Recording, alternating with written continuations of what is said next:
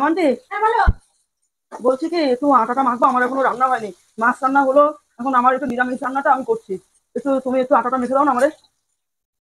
দাঁড়াও যাচ্ছি। এই ভট্টুর বেলা আটা মাখার কি হচ্ছে মা? এখন আবার কি ভট্টুর বেলা রুটি খাই? তুমি তো নিরামিষ করলে, আমাদের জন্য আমিষ করলে, ভাত খাবা, এখন আবার রুটি খাই? আরে রাত দুপুরবেলা কেউ রুটি খায়? তুমি কেমন মানুষ গো?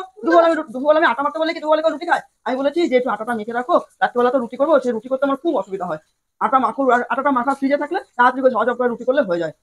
না, এই জন্য বলেছি তো আটাটা মেখে ফ্রিজে ঢুকিয়ে রাখো, আমি রুটিটা করে দেবো, তাহলে হয়ে যায় তাড়াতাড়ি। এই জন্য বলেছি। চা খাই ভালো হয় না, আবার আটা মাখতে বলো। ঠিক আছে মাখছি। তোমাকে একটা কাজে বলে তো তুমি শুধু অজুহাত দেখাও। লাগবে না তোমার আটা মাখা। মাখছি মাখছি। না হ্যাঁ কি না সেটা বলো। হ্যাঁ হ্যাঁ মাখছি। নেচে গিয়ে আটা মাখতে বলতে তাও তো জানি না, তোমরা তো আটা মাখো। ওমা, বলছি কিসে মাখবো আটাটা? হায় ভগবান, হায় আমার ভগবান, আটা কিসে মাখবে সেটা জানে না। আটা যে গামলায় মাখতে হয় সেটাও জানে না। না পারো তোমার মুখের মধ্যে কতগুলো আটা মেখে আমাকে দাও, তাহলে হবে তো। বলো তুমি। যে ওইখানে আটাটা আছে একটু নিয়ে নাও। হ্যাঁ যদি না গামলা নাও, একটা একটা গামলা নাও, নিয়ে একটু আটাটা নাও। বাবা আমি আর পারি না। উফ। শুনতেও পাচ্ছি না মা। আরে আমার কপাল, আটার কোটো খুলতে পারে না। আমার বলছি যে আমি রান্নাটা করবো তাও পারে না, হায় ভগবান। নাও আটার গামলাটা নাও, নাহলে তুমি না পার না, গামলা না পারলে দেখো মুখের মধ্যে মাখতে পারবি না, নাহলে মাথায় মাখো তোমার। বাবা সব বলে বলে দিতে হয় আমাকে সব। এত বছর বিয়ে হচ্ছে আটা মাখতে বলেছি বলে কিসে মাখবো মা? আমার ঘরে পড়ে চলে বলে রক্ষা।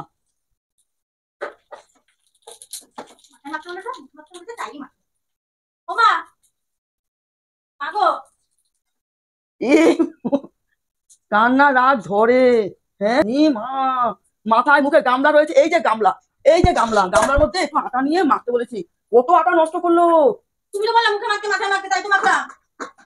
তো আমরা তো বুঝে পাচ্ছি না কি করবো, সেটা আমার দোষ। থাক লাগবে না তোমার আটা মাখো বাবা, আমি ঠাকুর বাড়ি থেকে এসে তখন আটা মাখতে পারবো। না যাও যাও যাও যাও, ছান ছান করে আমার উদ্ধার করো। ভালো করে তো বলতে পারো, কি করে বুঝবো বলো? তুমি যা বলো তাই তো অক্ষরে অক্ষরে করি, না করলে দোষ হয়। তুমি এখন বলেছো মাথায় মাখতে মুখে মাখতে, এই মাথায় মুখে মেখেই বসে রয়েছি।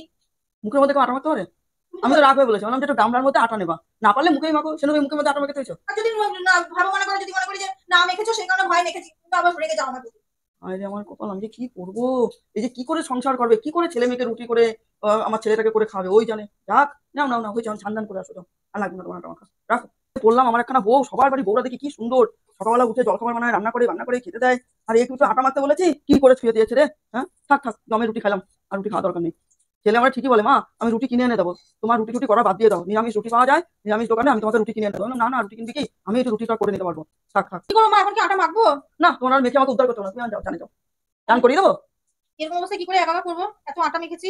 চলো এখন বাথরুমে নিয়ে তোমার স্নান করাই ভালো করে। কপাল আমার। ঠিক যাও আছে। যাও যাও, ছানে যাও তো, পারবা, চেষ্টা করো, চেষ্টা করো চান করতে পারবা।